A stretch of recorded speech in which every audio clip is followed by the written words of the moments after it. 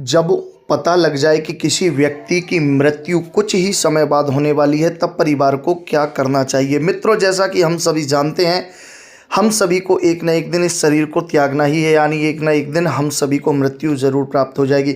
मौत से पहले हम मनुष्यों को तो वैसे ही डर लगता है, लेकिन हर मनुष्य मृत्यु से जुड़े रहस्यों को जानने के लिए काफ़ी उत्सुक रहता है। मनुष्य जब भी किसी की मृत्यु का नाम सुनता है या फिर उसके आसपास जब किसी की मृत्यु हो जाती है, तो फिर वह सोचने लगता है कि मृत्यु के बाद मरने वालों के साथ क्या होता होगा, या मृत्यु से पहले का डर लगा होगा कि कहीं मृत्यु के बाद हमें नरक जाना पड़ेगा या स्वर्ग जाना पड़ेगा। इस रहस्य को सुलझाना इतना आसान नहीं है। हालांकि गरुड़ पुराण में मृत्यु के बाद की घटना के बारे में काफ़ी विस्तार से बताया गया है। आज हम इसी विषय पर चर्चा करेंगे। जब पता लग जाए कि किसी व्यक्ति की मृत्यु होने वाली है, तो परिवार के लोगों को उसे मोक्ष दिलाने के लिए क्या करना चाहिए।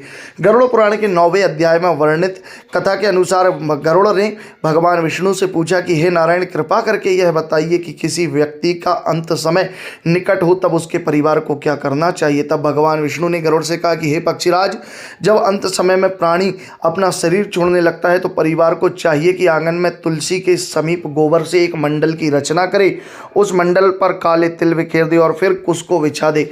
उसके बाद उसके ऊपर श्वेत यानी सफ़ेद वस्त्र का आसन बिछाए, शालिग्राम की शिला को स्थापित करे। वेदों में बताया गया है कि शालिग्राम पाप, दोष और भय को हर लेते हैं, इसलिए शालिग्राम के समीप मरने से प्राणी की निश्चित ही मुक्ति हो जाती है। इतना ही नहीं, जहाँ जगत के ताप का हरण करने वाली तुलसी वृक्ष की छाया है, वहाँ मरने से सदैव मुक्ति ही मिलती है।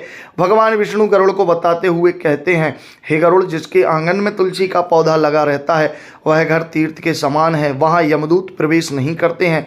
तुलसी के पत्तों से युक्त होकर जो प्राणी अपने प्राणों का त्याग करता है, तो यमराज उसे देख नहीं सकते, भले ही वह अपने जीवन में सैकड़ों पाप क्यों ना कर चुका हो। इतना ही नहीं, तुलसी के पत्तों को मुख में रखकर तिल और कुश के आसन पर मरने वाला व्यक्ति पुत्रहीन भी हो तो भी वह निसंदेह वैकुंठ को चला जाता है। उसके बाद गोबर से लिपी हुई भूमि और कुश बिछाकर संस्कार की हुई पृथ्वी पर मरणासन व्यक्ति को स्थापित करना चाहिए।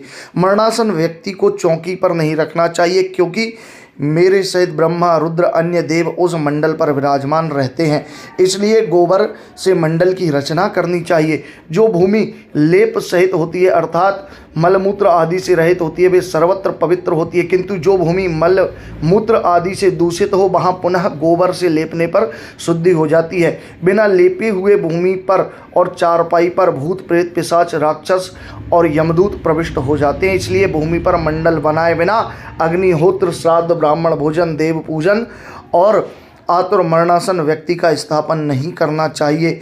इसलिए लेपी भी भूमि पर मरणासन व्यक्ति को लिटाकर उसके मुख में स्वर्ण और रत्न देना चाहिए। जो शालिग्राम शिला के जल को बिंदु मात्र भी पीता है, वह सभी पापों से मुक्त होकर वैकुंठ को चला जाता है। इसलिए मरणासन व्यक्ति को महापातक नष्ट करने के लिए गंगा जल अवश्य पीना चाहिए। गंगा का जल सभी तीर्थों के किए जाने वाले स्नान, दान आदि के समान माना गया है। जो शरीर को शुद्ध करने वाले चंद्रायण व्रत को 1000 बार करता है और जो एक बार गंगा जल का पान करता है, दोनों समान फल देने वाले हैं। इसीलिए परिवार के सदस्यों को चाहिए कि इन सभी नियमों को विधि पूर्वक संपन्न कर मरणासन व्यक्ति के आगे के कर्म को करना चाहिए। आशा करता हूँ वीडियो देखकर आप समझ गए होंगे। ऐसे ही कंटेंट जानने के लिए हमें अभी फॉलो और सब्सक्राइब ज़रूर कर लीजिए।